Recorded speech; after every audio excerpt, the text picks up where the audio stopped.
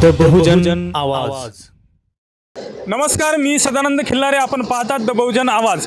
आज आपण उपस्थित आहोत दारव्हा शहरातील तहसील कार्यालयासमोर आणि आपण पाहू शकता माझ्या पाठीमागे इकडे आपल्याला तहसील कार्यालय दिसत आहे आणि आपण जर पाहिलं तर या तहसील कार्यालयासमोरील रस्त्यावर आपण उभे आहोत आणि आपण पाहतो आहे की या तहसील कार्यालयासमोरील रस्त्यावर वाहतूक वाढलेली आहे आणि ही नियमित चालणारी ही अशी वाहतूक आणि वाहतुकीमध्ये वाढ झालेली आहे।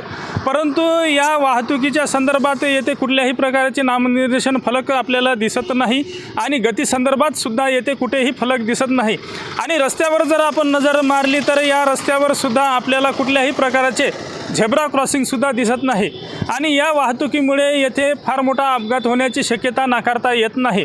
त्यामुळे वेळीच प्रशासनाने संबंधित प्रशासनाने याकडे लक्ष द्यावे आणि या रस्त्यावरील सर्व नामनिर्देशन फलक लावावे आणि त्याच सोबतच या रस्त्यावर झेब्रा क्रॉसिंग पादचाऱ्यांसाठी झेब्रा क्रॉसिंग करायला हवी ही सुद्धा मागणी या माध्यमातून होत आहे। या संदर्भात बोलण्यासाठी आपल्यासोबत बहुजन मुक्ती पार्टीचे प्रभारी यवतमाळ वाशिम जिल्हा प्रभारी विमोद भाऊ मुदाने आपल्यासोबत उपस्थित आहे। भाऊ, ज्या पद्धतीने आम्ही सांगितलं की हे तहसील कार्यालयासमोरील रस्ता आणि येथे वाहतुकीची वर्दळ वाढलेली आहे आणि येथे अपघात होण्याची शक्यता नाकारता येत नाही।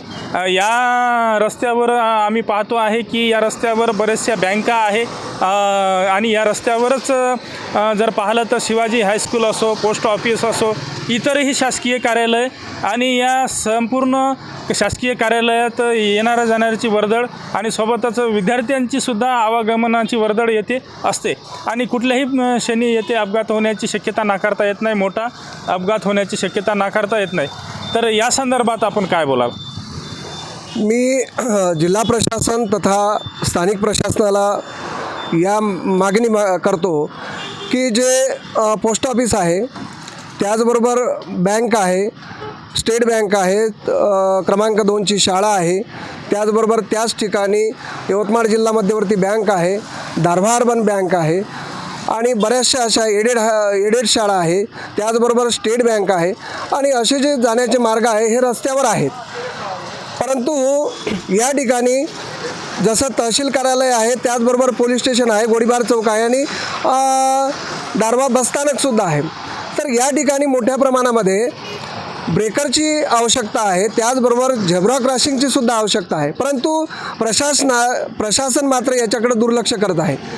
या दुर्लक्षामुळे अपघाताची शक्यता नाकारता येत नाही। या अगोदरसुद्धा गोळीबार चौकामध्ये अनेक अपघात झालेले आहेत, त्यामध्ये एक शिक्षक मृत्युमुखीसुद्धा पडलेले आहे आणि ही शासनाने याची खबरदारी घ्यायला पाहिजे की ज्या ज्या ठिकाणी असे संवेदनशील आणि प्रशासकीय असे कार्यालय आहे त्या ठिकाणी मात्र ब्रेकर आणि झेब्रा क्रॉसिंगची ज्या ठिकाणी आवश्यकता आहे त्या ठिकाणी मात्र त्यांनी ते करायला पाहिजे आणि असं जर न केल्यास आम्ही काही दिवस वाट पाहू आणि जर प्रशासनाने याची दखल जर नाही घेतली तर आम्ही बहुजन मुक्ती पार्टीच्या वतीने आंदोलनसुद्धा या संदर्भामध्ये आम्ही उभारू।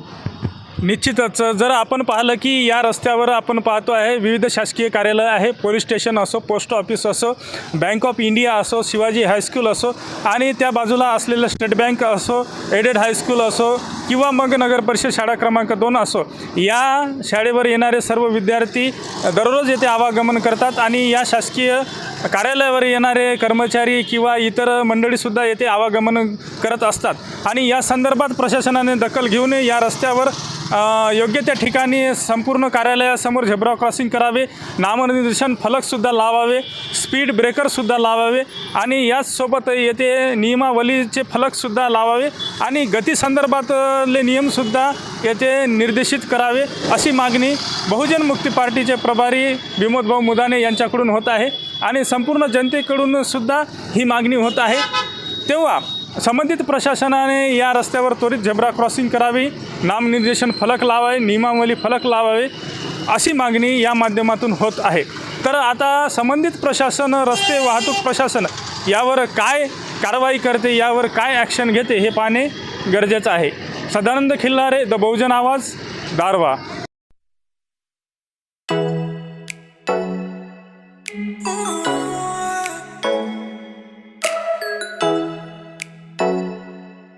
Oh